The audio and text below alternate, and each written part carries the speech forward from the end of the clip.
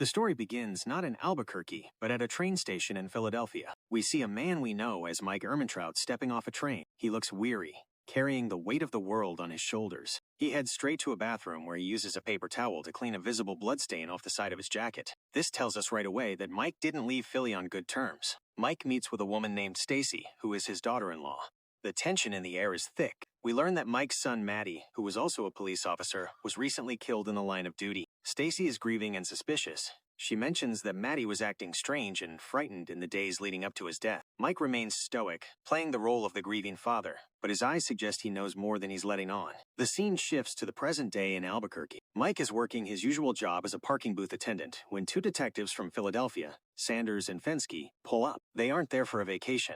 They've tracked Mike down because two other Philadelphia officers, the ones who were with Matty the night he died, were found murdered in an alley shortly after Mike left town. Mike is taken to the police station for questioning. He refuses to speak without a lawyer, but he doesn't call a big-shot criminal attorney. Instead, he calls Jimmy McGill. When Jimmy arrives, he's surprised to see the grumpy troll from the parking booth in such deep trouble. Mike gives Jimmy a specific set of instructions. He wants Jimmy to accidentally spill coffee on one of the detectives so Mike can steal their notebook. Initially, Jimmy hesitates. He wants to do things by the book, but Mike's quiet intensity wins him over. Inside the interrogation room, the detectives lay out their theory.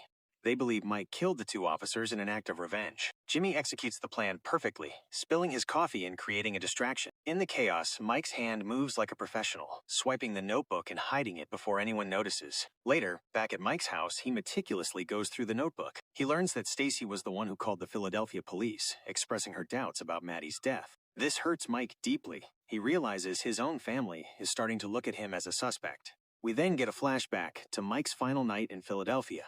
We see him at a local cop bar, drinking heavily. Or so it seems. He's putting on a performance, acting like a broken, drunken old man. He approaches the two officers, Hoffman and Fensky, who are Matty's partners. He tells them, "I know it was you," loud enough for everyone to hear, making himself look like a rambling drunk. The two officers, fearing Mike will talk to internal affairs, decide they have to take him out. They offer him a ride home, but instead, they drive him to a secluded industrial area under a bridge. They plan to make his death look like a suicide, the drunk father who couldn't handle the loss of his son. What they don't realize is that Mike has been one step ahead the entire time. He wasn't actually drunk. As they lead him out of the car at gunpoint, Mike reveals he had a second gun hidden in the police cruiser's back seat. The old man facade drops, and the professional hitman emerges. He dispatches both officers with clinical precision, ensuring they can never hurt anyone else again. Back in the present, Mike goes to see Stacey.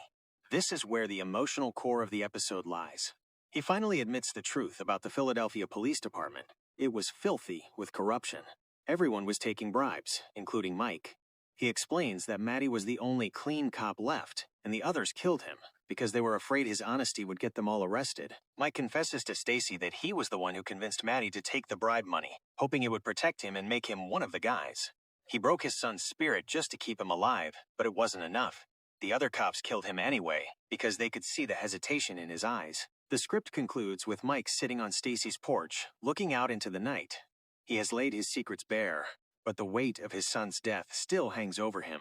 He's a man who tried to play by the rules of a corrupt system and lost the only thing that mattered. As the screen fades to black, we understand that this is the moment Mike Ehrmantraut truly became the fixer we see in Breaking Bad.